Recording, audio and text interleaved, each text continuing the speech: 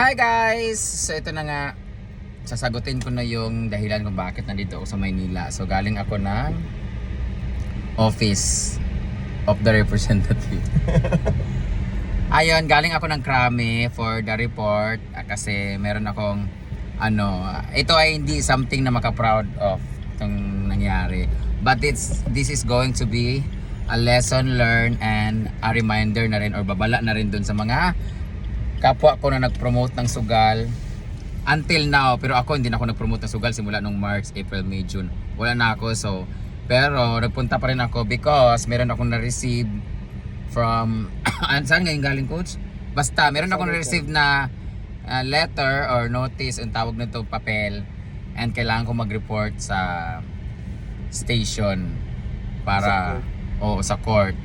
Kasi guys, alam naman natin talaga na meron talaga mga bagay na may mga may sa actions natin meron talagang kaakibat na parusa.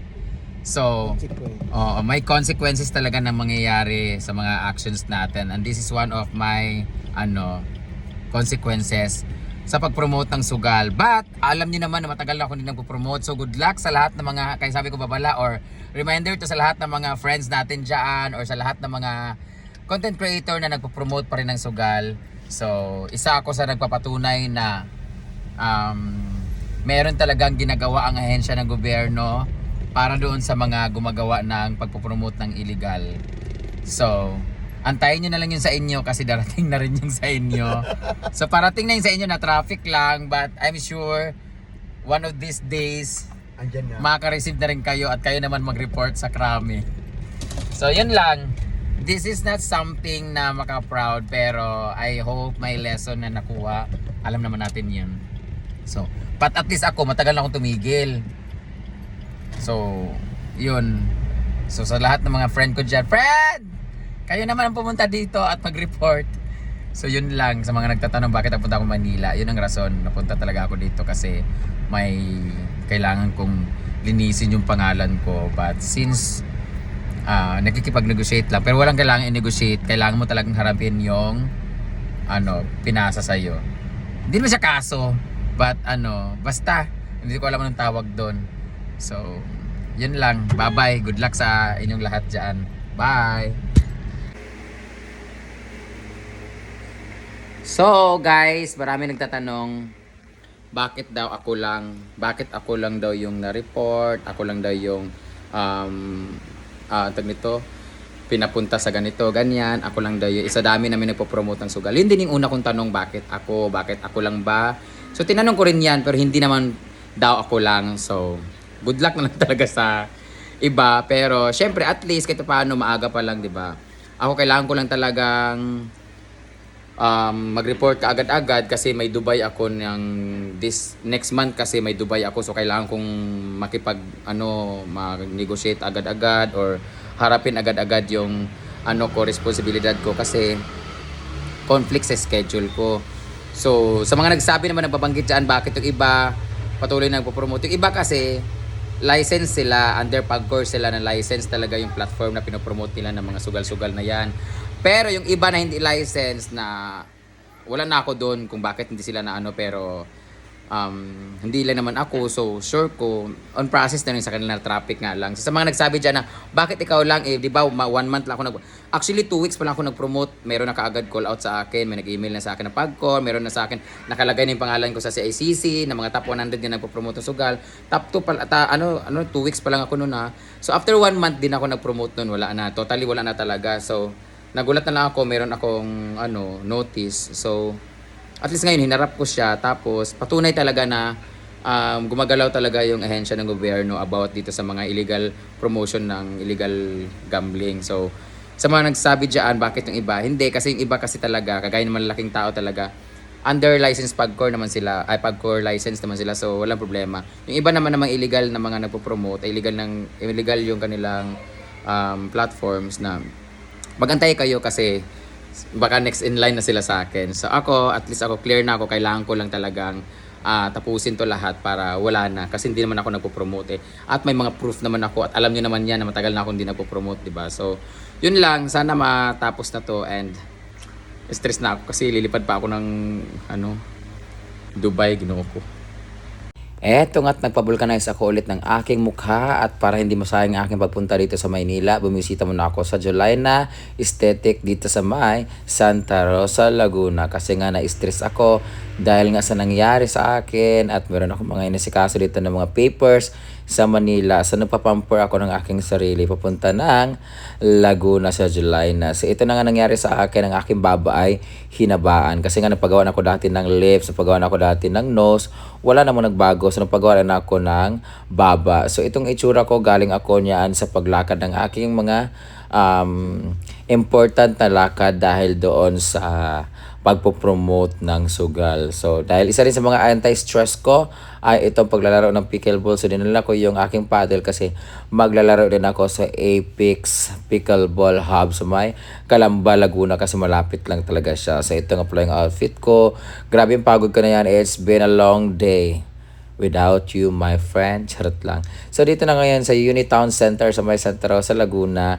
Ayan, kung makikita nyo, dyan sa may second floor, ito na nga pala ang ating clinic na kung saan dyan ako dati nagpa-nose thread. Ayan, sa mga taga Laguna dyan o malapit sa Laguna, kung gusto nyo magpa-nose thread na wala talagang marka sa aking ilong na butas. Naging iba kasi nagkakabutas yung ilong pag tinatamaan ng injection pagpasok ng thread. Sa akin, wala talaga. So, non-surgical po siya na aesthetic clinic. So, meron din sila mga glutathione churva dito. Collagen, pa-botox, anti-aging, magpa-refresh, ganyan-ganyan. So, while waiting kasi may mga customer din dyan, nagpapagawa. Ngayon, nagkakwento nga ako nga, yung lips ko gawa na, tapos yung ilong ko ay gawa na. So, pero all in all, parang sira pa rin siya. So, yung baba ko ay para pumantay naman doon sa aking ilong tsaka sa aking labi. Magpatusok din tayo ng ating baba, chin fillers or chin augmentation. So, non-surgical naman siya at may mga anesthesia naman na nilagay. So, hindi ka talaga makaka-feel ng sakit. So, may pimple din ako dyan. Parang 2 piraso. Yun yung papa-inject natin. Pero actually, marami ako mga pimple marks dyan, mga pimples. Pero nawala naman siya because of my soap na ginagamit and rejuvenating set. So, ito na nga. Nakaready na ako at nakahiga na ang bakla dyan. So, ito ang ating modra o magpapabutok siya sa kanyang mga wrinkles. Ayan, para hindi magsag ang kanyang mukha. Ayan, sinay trip ni Wyatt. So, let's start the procedure. Pero bago ang lahat, mag-facial muna tayo. May hydro na ginamit sa akin dyan. So, basic facial muna tayo. Maglinis kasi galing kami sa biyahe. Ayan, pinalitada ng aking mukha. Kinuskus-kuskus na para ready na to vulcanize. Ayan. So, tinanggal mo ng ating mga blackheads, mga pimples, and everything. Ayan, may nag-iisa kong pimple dyan na kailangan putukin pero hindi na siya pinutok kasi ni-injection na lang siya para mawala. So, ayan si ate, nag-harvest na ng kanyang mga franchise sa aking mukha at nakuha na nga niya ang napakarami mga dumi sa aking mukha. Oh, di ba? It's so dirty.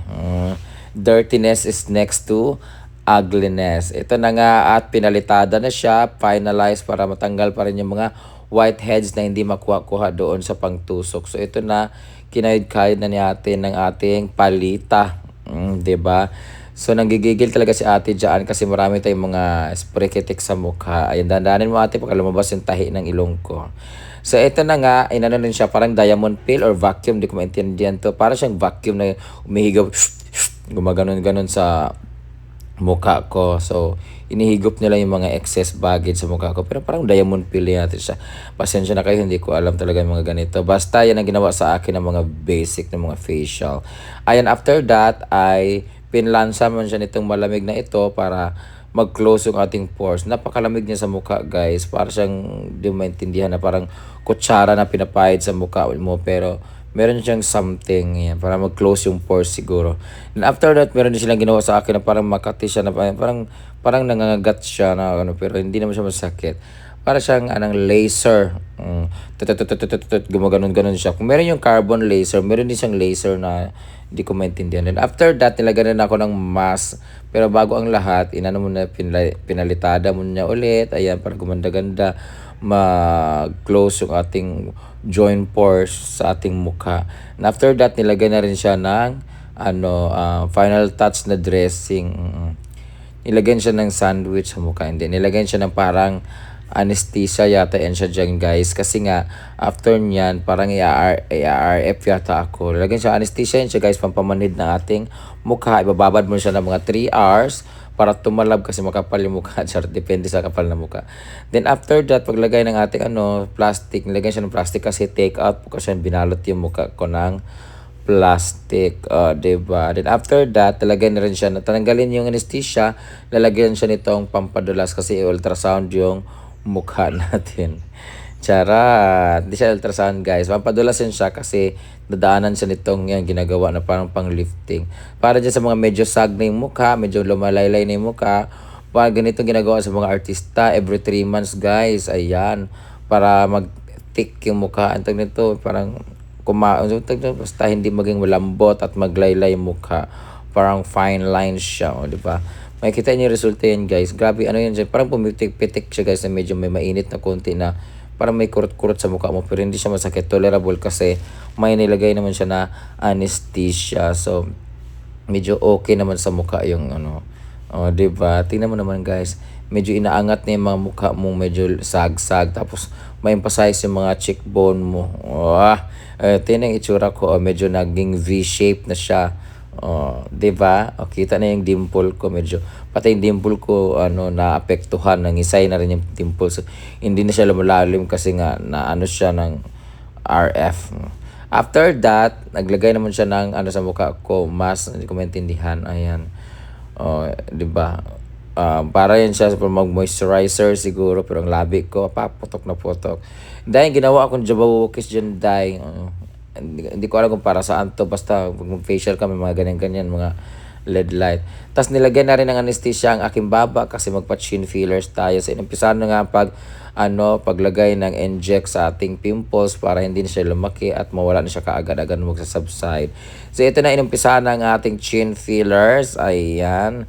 Hindi ko na pinakita sa inyo isa-isa kasi nga bawal yung injection sa sa vlog. Ayan. So ito na mga nilagay siguro dyan mga 2 pounds na tag nito collagen ay hindi siya collagen fillers. So, hindi natutunan rin siya mga in time guys, mga 3 to 7 months siya.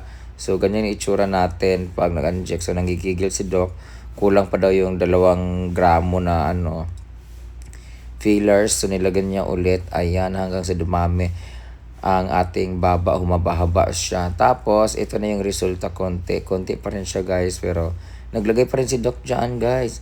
At yung mga double chin ko, nilagyan din niya ng Misolife po, tinusukan din niya. So, ito na yung final resort. Hindi ko lang final na ba yan. Basta, yan, gumagalaw na yung baba ko dyan, guys. After that, naglaro ako ng pikil wulay para talaga siyang tumatalsik-talsik yung aking baba. So, naglagay rin siya ng Misolife po, yung ginagawa sa mga matataba na double chin. Siya, guys, tinutunan niya ng sarili niya. Tapos, ito naman yung RF din.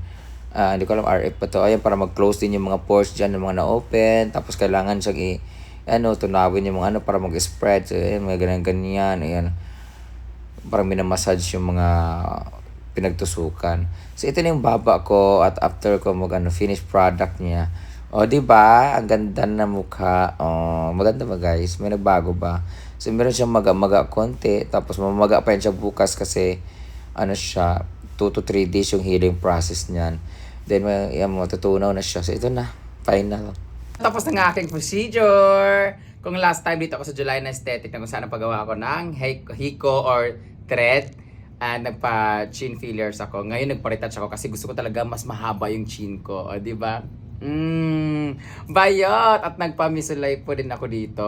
Di ba? Para mawala yung aking ganon na double chin. So ngayon, medyo kung napapansin nyo, kung naka-fillers na to, pina-fillers ko rin to para talagang pantay yung aking itsura. Diba? Kung gusto niyo magpaganito, punta lang kayo dito sa may Santa Rosa, Laguna, sa may yung town center? Unitown Center sa may Santa Rosa, Laguna, ang July na Aesthetic. At kung gusto niyo naman magkaroon ng business sa ganito, open po sila for franchise. Just message their page, ang July na Aesthetic.